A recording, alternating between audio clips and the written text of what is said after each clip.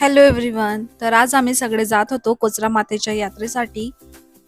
मी first टाइमच त्या यात्रेला जात होती. आधी बघा त्याच्या मामासोबत किती मस्ती करत होता.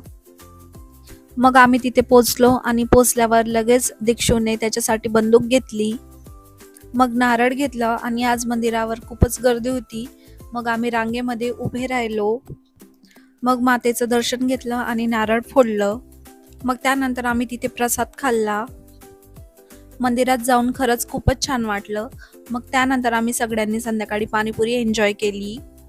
मग दुसऱ्या दिवशी सकाळी दीदीने नाश्त्यामध्ये छान मेदू वडे बनवले होते, ते खाल्ले आणि मग नंतर दुपारचं जेवण केलं.